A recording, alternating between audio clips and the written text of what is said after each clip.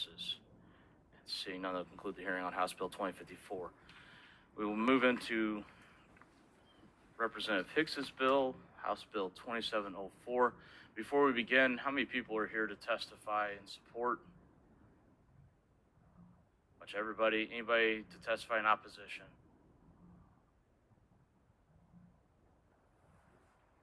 Okay. Representative Hicks, you may proceed whenever you're ready.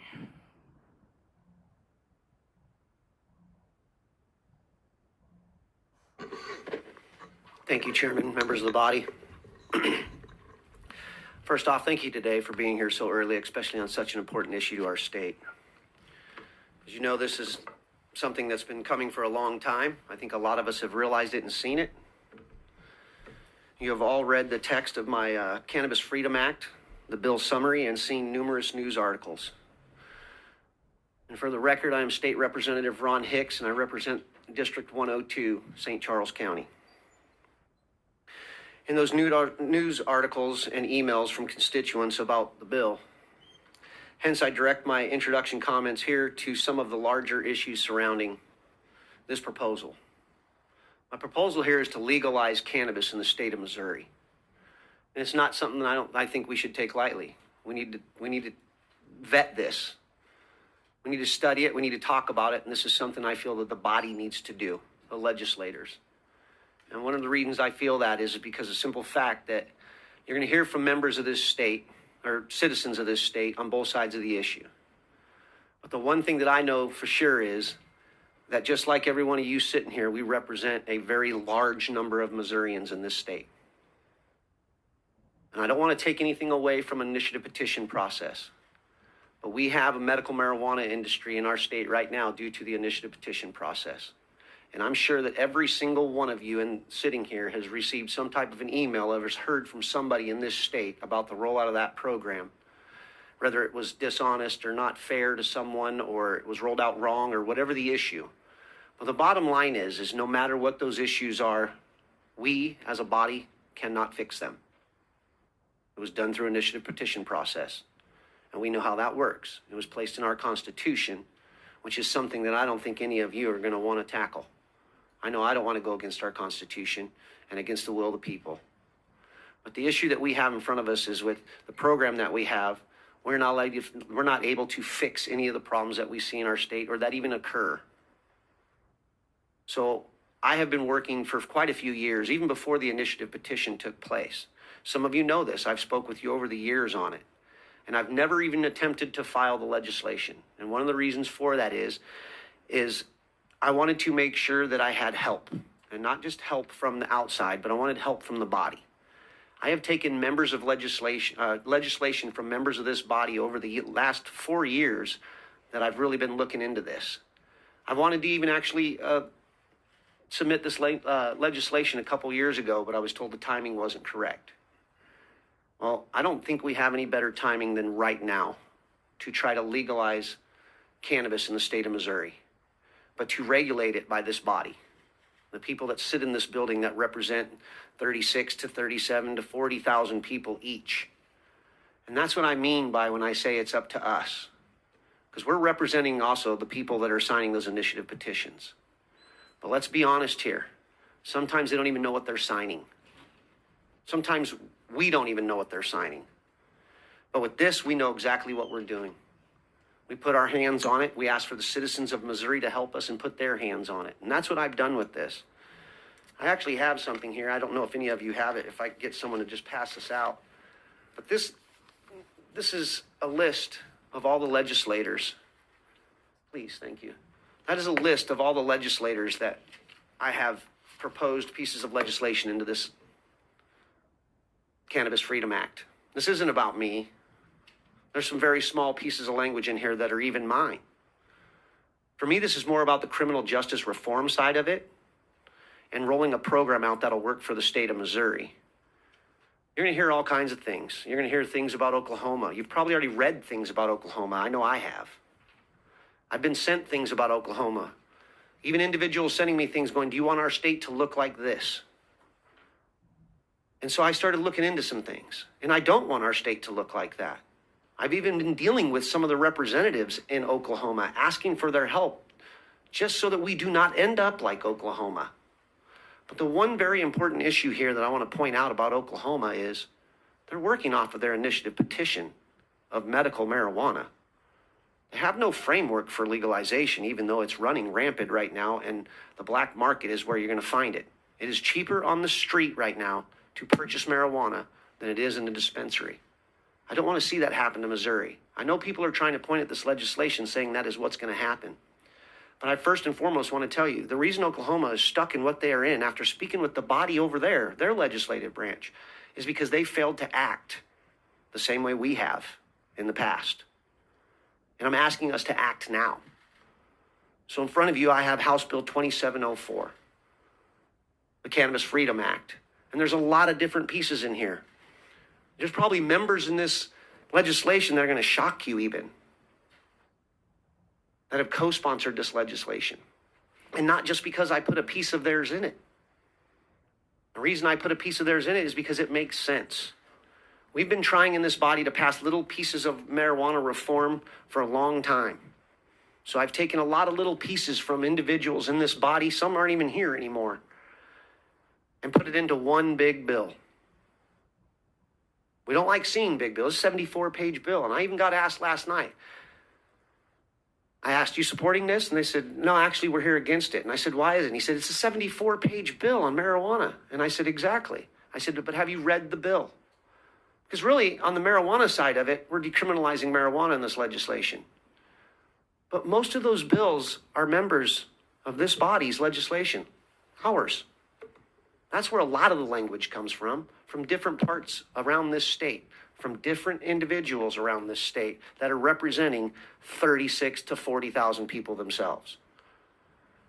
So it's very important that we do something. Now, I'm not going to guarantee. As a matter of fact, you all know how this works. I was told I'd be lucky to even get a hearing. Matter of fact, people told me I would not even receive a hearing. Well, I think we showed them wrong on that one. This is an important issue to our state. I don't know about you guys, but when I got into the body back in 2012, when I started running for office, I was doing it for my family. They're first and foremost to me. I want to secure their future. And I have 2 young teenage boys growing up in this state. And I come from a state where it's running rampant, where it's a lot cheaper to buy it on the street. The state I was originally born in did not do this program the right way. And you literally can go on the street right now and buy marijuana, cannabis, and other substances without it even being clean, without it going through a store, without it being processed the correct way. And that's really where I'm getting at with this, okay? Do I want marijuana shop on every single corner? Or a pot shop or a weed shop or what everyone is calling it? No, I do not. But I see banks on every single corner, and I don't want them there either. I think we have enough of them.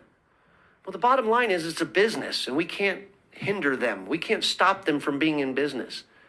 When my wife and I took over our family's restaurant, had 4 restaurants, and then recently we were able to get rid of that in the last couple of years at over 20. I mean, could you imagine if I was regulated and I was told, well, you can only have 2 restaurants?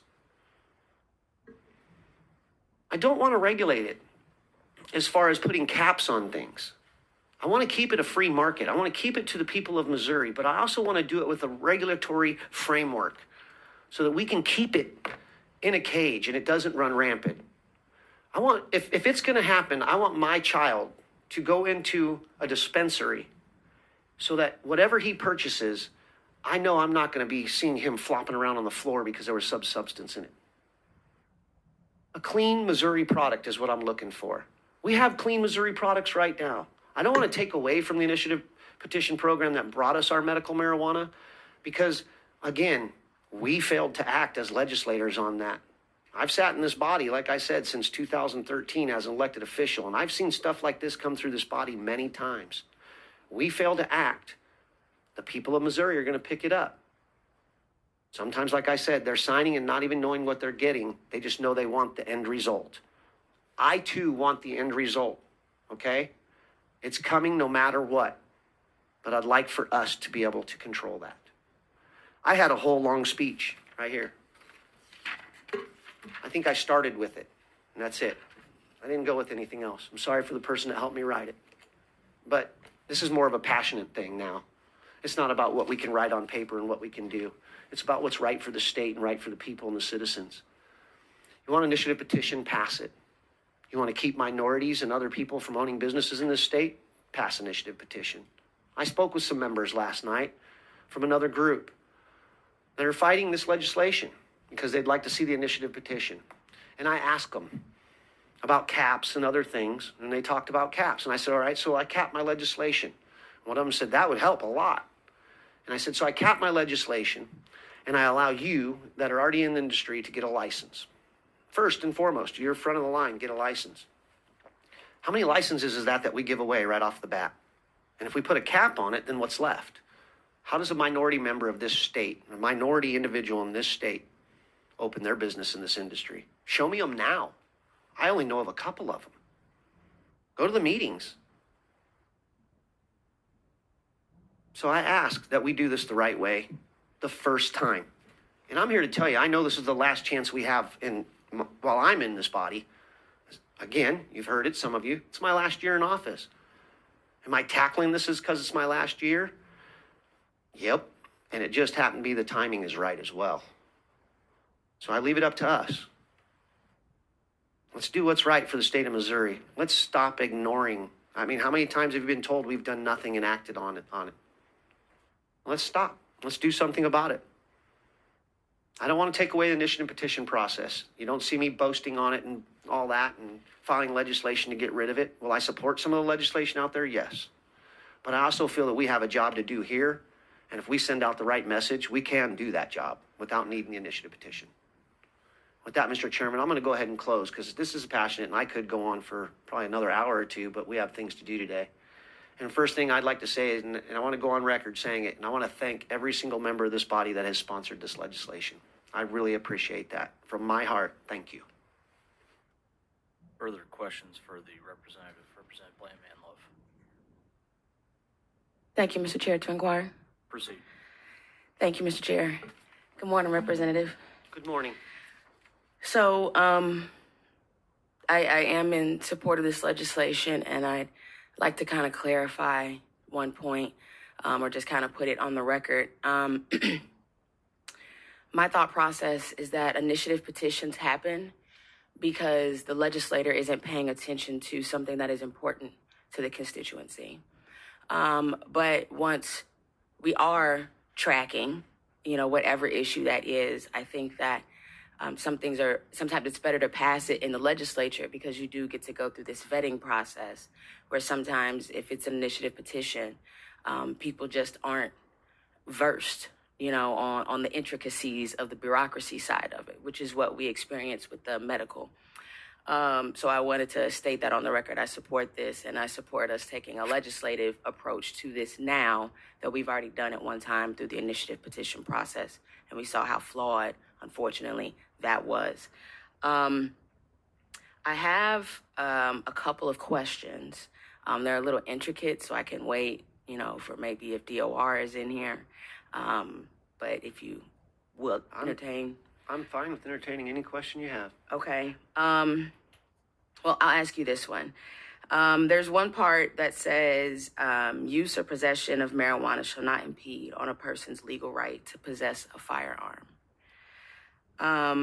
But this section does not distinguish between possession while using marijuana and simply just possessing a gun. So like getting your CCW. So what was the intent for that line? Well, first off, I'd like to protect any card holder or any member or any citizen that uses marijuana, for example. One of the reasons for that is prescription drugs. Perfect example. I know members in law enforcement, fire, everywhere, in any walk of life where there's injuries and you take painkillers, pain pills, such things. They even say right on the bottle, do not use, do not drive, things like that. When it comes to firearms in the marijuana industry, the cannabis industry, I say you treat it just like you do with alcohol. It's a common sense factor. For example, I do not drink. Everyone knows that in this body. They can see me go out in the evening times and I'm hanging out with them. They don't see a drink in my hand. Well, one of those reasons is I carry a firearm a lot of times, and so I have to be responsible. So I'm not going to try to regulate someone's personal responsibility. But what I will try to regulate is the protections of their privacy. For example, medical marijuana card holders. They should be protected by HIPAA laws, in my opinion. No one should know who they are, what they do, if they have a concealed carry permit or what. I think they should be protected. That's on the medical side of things. Okay? I believe your medical record should be sealed. Now we're back into the consumption to the public and adult use. To answer your question, common sense. We have regulations with alcohol and firearms, bars, things as such. I know you'll see some rules and laws, the SAPA and other things start to question and fight certain things. But I go back to, again, it's common sense for one, but two, it's illegal to possess, to be under any controlled substance of any kind, whether it be alcohol or anything, and illegally use a firearm. I mean, for example, I know jobs that do not mind if you use cannabis while you're at work. But I guarantee you, if you wreck a forklift or are injured or something like that, one of the first things they do is drug test you to find out the issues. So I can see your concerns, but at the same note, like I said, to answer your question, I don't want to regulate people's personal responsibilities. I believe we can come up with some framework and laws to protect things like that. But in the same note, in this legislation, that's not for me to do here. I think that would be up to law enforcement. And they have, as you can see in this legislation, law enforcement has given me some input. And I will continue to always take their input. And that's the best part about this. This isn't done by initiative petition. When we need to change it, and change some of the regulatory regulations and things and involve law enforcement for such things, we can do so. Well, I thank you for that. And I mean, yeah, it's still illegal. Driving under the influence is driving under the Correct. influence. It's driving under the influence. I just wanted to clarify that. Thank you, Mr. Chair. Thank you, Mr. Representative Hicks. Thank you. I do want to clarify, you also do specifically put out that the employer still has the opportunity to have a drug-free workplace, and it still Correct. does not supersede any of those restrictions. I think it should be that way in any business with anything, to tell you the truth. It's up to the employer. Any further questions for the representative? Representative Shore, To inquire. proceed. Gentlemen, thank you for bringing this legislation. This is something that Gentlemen, you're one of the ones that actually has helped inspire this. I know in the past that you've been out there up front on this issue. well, when we had the ballot initiatives a couple years ago, I was one of the individuals that wrote an op-ed kind of clarifying what I thought needed to happen. And I do agree that we absolutely should address this public sentiment, this outcry that we know is going to happen. We know legalization, recreational, whatever you want to call it, is happening. It's going to happen within the next 2 years. So we have a bunch of different states that we can look at. I wanted to address the issue. You mentioned Oklahoma, and in my research, and you and I have been looking at other states and how they've modeled their recreational programs, their medical programs. Do you believe that this language before us is modeled after Oklahoma? Oklahoma doesn't have a recreational program.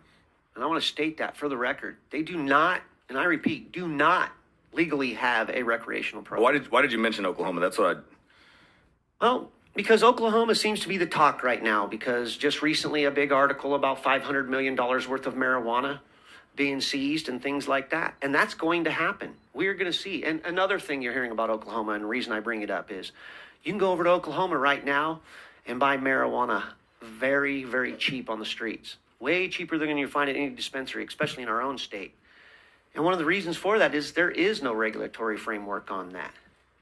There's none there. Well, they I think, have medical, that's it. that's one of the issues that, even though you and I have embraced in many different sectors the free market approach. I think Yes, the free market has made this country great. Capitalism has made this country great. But with this substance, there does need to be some sort of regulatory framework. And you can look at Oklahoma and the issues they have. You can look at Initiative petition. Well, you can look at the state that you were born in, you've mentioned in San Francisco, and the issues with tax. So before I jump into some of the issues that I do have with the current version, and this is a situation where we need to get this thing right. If we're going to get it over into the Senate and they're going to enact this, we need to make sure that this is done properly. But there are a lot of things in your language that I love. Number one, keeping it statutory. So if any issues do arise, we can fix it and not have to go back to the ballot to fix it in the Constitution. The preemption language, I love, allowing the legislature to basically do what we do best, listen to the people and enact rules. The handling of different synthetics and deltas, I think that's great, and it's addressed in here. Background checks, anti-discrimination, criminal justice reforms, language on My favorite part, I might add, the criminal justice reform side of it. things that are they're definitely needed to address those in the criminal justice system. In the federal action on if they do decriminalize or reschedule, those are things that I love in this bill.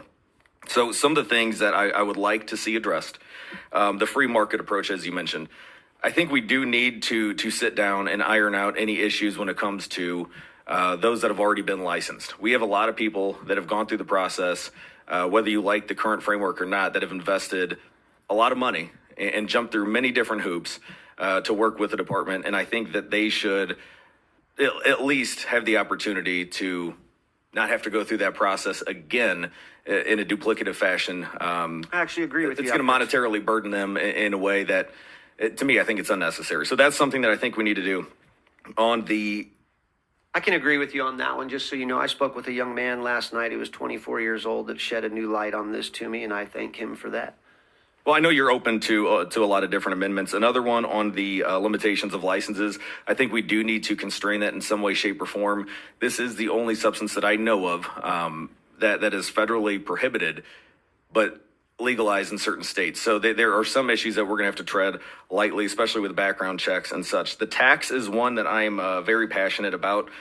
We can look, like I said, in San Francisco, where you can get the black market sometimes tainted with fentanyl and other drugs. You can get it cheaper in the black market because the tax is so high. You can look at Illinois, where they have a framework where, so I'll just use St. Charles, Illinois. And you and I are from the county of St. Charles. St. Charles, Illinois has a dispensary, and I spoke with the managers there. They said with their state tax and local tax, it's a 50% tax on any products. That is something that is driving the black market crazy. And look in San Francisco where they're having the same issue. So I believe yours on Caps at 12. Yeah, 12%. Are you open to lowering that? Yes, I am. I've already actually spoke with the chairman of this committee on that. Another thing that I don't know if you were at the meeting, I know Representative Lovasco sitting over next to you heard this idea of mine. There's another movement here in this body, currently in the Senate, to repeal personal property tax. My idea, and I think when we look at other states to see the revenue generated off of a not only a medical marijuana program, but a legal marijuana program, we could cut personal property tax, get rid of it, and replenish that revenue by tying it to this use tax with marijuana. Are you open to putting that in this bill? I actually just, the light just went bing. I love the idea. Okay. To be perfectly honest with you. Another issue that I do have that I'd like to see ironed out. I know there are a couple different bills on the banking regulations. I believe it's Representative Roberts and DeGroat have some language. I know that they've worked with the different departments in trying to address this. Are you open to using their language or at least modifying yours so there's no big issues? I've spoke with both of them, yes. I think the only other, let me see, I had another question here. That's one of the biggest hindrances in this industry is the way that it's federally, illegal. That means our banking industry and the individuals that are trying to open up into this market. Now think about that. You want to open a business in this state, you can get no loans or anything federally, Right. Nothing. So this is all out of pocket. And that's why, as you heard the representative mention earlier about there are people already in this industry in our state that have millions of dollars at stake in this. And that's why when I spoke with some of them last night, I came to agreements with a lot of them. And I want to point that out, okay? When I filed this legislation and started working on it, not one person, not one from the industry came to talk to me about this. Even after I filed it, I gave my phone number out, my personal cell phone number, to a large group of individuals that you'll hear from today. But not one ever rang my phone and talked to me about what should go in this bill and what should not. Well, I am hoping That's one of the reasons I'm open. Yeah, and I'm hoping to corral all the different interest groups to get something that is, we're going to set the standard here in the state of Missouri when it comes to our programs. And when we look at our existing program, why did you choose the Department of Ag to basically oversee and be the regulatory arm? Well, I'm not even sure that the ag is going to want that, to tell you. And I know they didn't want, hemp a couple of years back. Correct, but who better in our state, in my personal opinion, to handle something of this than the ag department? Well, the current department I mean, in my the common sense brain, it even tells me that's where this should go. But if they have difficulties with it, they have yet to reach out. Like I said, people didn't even think we'd get a hearing on this legislation. Well, I think when you look at the current framework that we have in the medical program, there's already issues when it comes to enforcement. And again, that's why I think that there needs to be at least some sort of limitation on the licenses.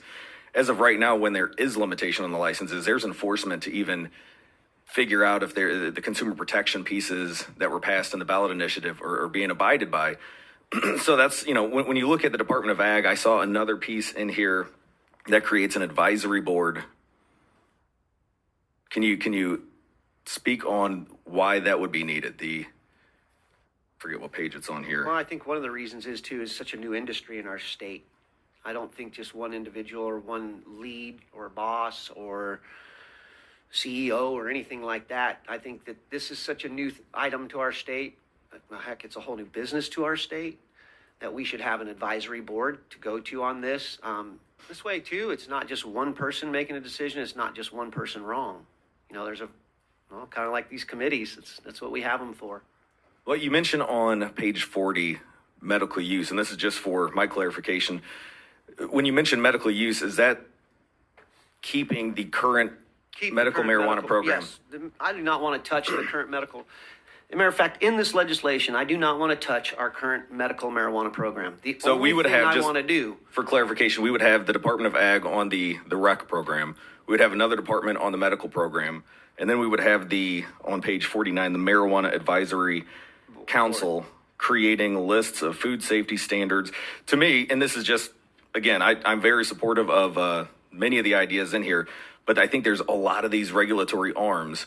We could keep it under one house and make it where it's very clear and concise. So I'm hoping that you would be open to compacting all that together and figuring out which. Let's get one thing straight on this legislation. It's not mine.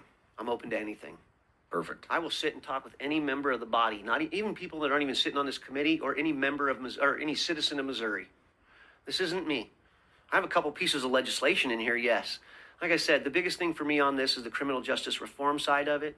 And I do think it's time that we decriminalize it because, with three strikes laws, things like that, I think we have created and jammed up and burdened our own system without even knowing what we were going to do when we created three strike laws. Well, lastly, I know you had mentioned the Second Amendment issue, which has been a bill that I've passed through to protect the medical marijuana cardholder information. One of the biggest issues that I hear from veterans or anyone that's wanting to use medical marijuana to treat any ailment that they have is that they are afraid that the current administration or any future administration federally could come in. I'm afraid.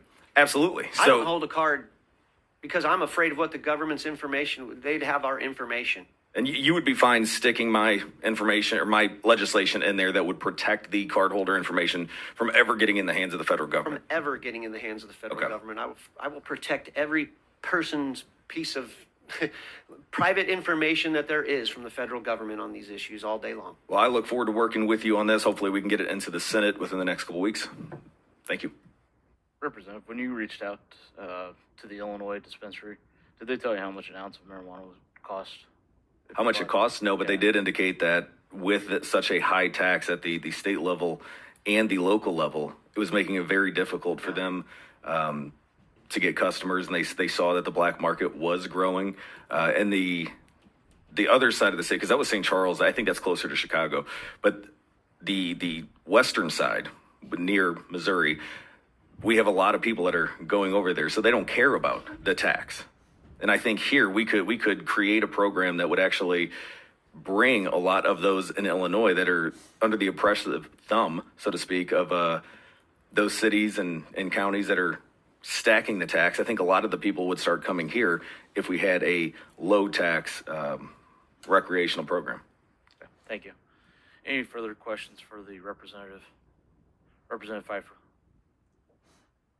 To inquire. proceed. Good morning. Good morning, lady. How are you today? I am well. Thank you for this. I am broadly in favor of this bill. I think it's long overdue. I have kind of some specific questions. One of the things that did concern me, and I want to piggyback on what Representative Shore said, is the is where tax revenue would go. I am old enough to remember when casinos came into Missouri, and they were sold to the people of Missouri as a way to make public education better. And, over years, I mean, that just didn't happen. We were kind of sold that with our medical program. Yes. It concerns me to limit this kind of revenue to simply three things. I would be much more comfortable with it simply going to general revenue. So tell me your thinking on that. My problem with it all going to general revenue is then you have no line items. It goes wherever they want it to go. I'd like to see line items. Like I said, ma'am, this is just the framework here. If we need to add, like the comment was just brought up on it, like for example, if we did away with personal property taxes, I honestly think this would be a great way for the state to be able to do that as state. I could have actually, if I could restart this legislation, I might even start it around that area, to tell you the truth. Right. So as far as where the monies go, I'm not tied to any of it. I do want to see it go to veterans, our first responders, firefighters, police officers, and the teachers of this state. I know our teachers are getting a raise and everything, but I'm here to tell you it's not enough. No, it's not. I did have a question about the pension funds. Is that for state employees, local employees? What's the any? So I don't give a wrong answer, I'll have to look into that a little Okay. closer. I think that's a debatable conversation we need to have. Okay. Thank you. Because I do think you'll see an amendment on that area anyway. Okay. I also was just trying to visualize the issue of having DHSS and Department of Agriculture. And one thing that does concern me is duplication, that this is going to involve testing, it's going to involve not just regulations, but actual physical kinds of development of things. So what do you envision to be kind of the interface between these two agencies as we... I'd actually like to see the two either come together or be under one house so that there is less regulations. But as I see it right now, look, one side is medical and one side is adult use, or as people like to say, recreational use. So I totally see the medical side being under where it's under, to be perfectly honest with you. And that's why I'm not touching anything of that. Not even trying to mess with the medical program. Like I mentioned earlier, for one, we can't. Yeah. So in terms of, testing, how does that happen now? Well, it's through medical now. We don't have recreational use, so there I is no understand testing that. for individuals of such, like if you want to grow your plants and things like that. You'll see things, for example, I can grow a plant all day long. I'm good at growing plants. You should see my office at home. I have nice big green elephant ears and everything everywhere. But the problem I have is I don't know what to do with a plant once I grow it. So if I had a marijuana plant and I wanted to actually extract marijuana, things like that, and they're going to let me in my legislation grow 12 plants, well, that's great, but what do I do with those 12 plants? I can make them grow. I can get them grow 8 feet tall probably. But I have no idea what to do with them, how to dry them, how to do any of that stuff. And that's why in there I have framework for someone else to be able to do it, someone that's in that industry, someone that is licensed to be able to do that, so that I could take my plants, or let's just say I can't even grow plants. You can have someone else grow them for you that can. So I don't know if that answered your question, if that's where you're going with that. not really, but that's okay. It was interesting. So I'm making an assumption here that on the medical side, we have regulators who want to test. Oh, we do have testing. We Yes. get a clean product in this Right. state, yes. So someone is doing that testing. Do we hire private groups to do that, or is the state doing that itself? I'd actually like to see private groups doing that, but currently I don't know how that program works. I'm not going to lie to you. I don't get too involved in the medical marijuana program because I don't have a card. I do believe we have witnesses that could probably answer that question Okay. on the It, testing. it seems to me. I think we have one of- witnesses in that industry here, actually, that Okay. could answer that question. Thank you. I appreciate that. I don't know how they do it. I'll be perfectly honest with you. I just don't know how. Okay. And then the third thing is, do you anticipate licenses on the number of licenses or dispensaries an individual owner or business can have? So can we have In this legislation, no, it actually opens it up to the free market. You want one, you want one, you want one, you want one, you want one, you want 5. You do what you need to do. You want 100, you can have them. And look, like I said earlier when I alluded to the restaurant industry, I'm not going to tell someone that you cannot open up 5 stores if you want, or 10 stores if you want. I'm not. Now, if this body, if we come to a conclusion, like you've heard, one of the biggest issues, and I think you're going to hear from some of the individuals behind me, is that we have not capped how many licenses. Now, that same young man that I mentioned, I wished he was here. I don't know. I'm not going to turn around and start looking for people, but I can't remember his name. But I spoke with a young man last night that made some sense to me. And he was talking about how he's already got licenses. He's 24 years old and has 5 licenses in this state. He's in business right here in this state. So when I was listening to him, he made some sense to me on certain things. For one was the license cap. Okay, I don't want to cap on this at all. He did some simple, quick math for me, though. And he pointed out the fact that right now in this state, we probably have more marijuana than we could even legally give to a patient, to all the patients we have. So it made sense to me as far as what he was talking about. You mean legally grown marijuana? Yeah, we Okay, have. yeah. Now, of course, I haven't seen this from my own eyes. The young man talked about how you can go into some place, there'll be marijuana from the floor to the ceiling. He did simple math of how many people are in the state, how many card holders, how many businesses, how many acres, because there's certain acreage you can grow, how many. He did the math for me, and he said, we are way over inventory. And so his point to this was, if I do not put a cap on the licensing, it's just going to be everywhere. Thus, where I mentioned Oklahoma earlier. I don't see that.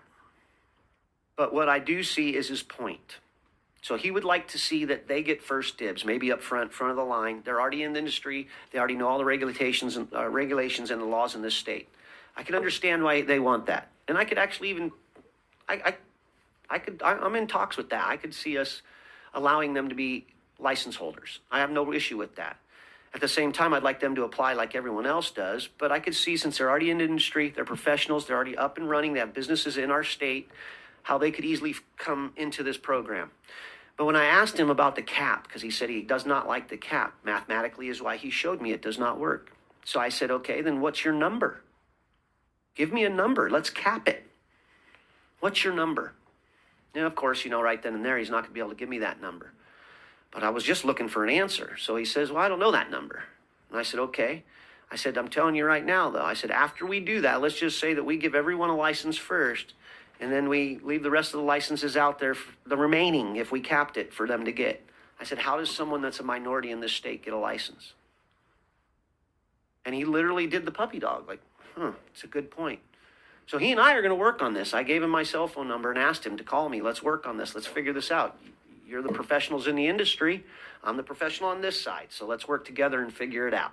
So capping it, it's talked about. I'm here to tell you it's talked about. I don't like the cap idea, but they make some sense in that issue. So is it up for debate? Yes, I want to debate it.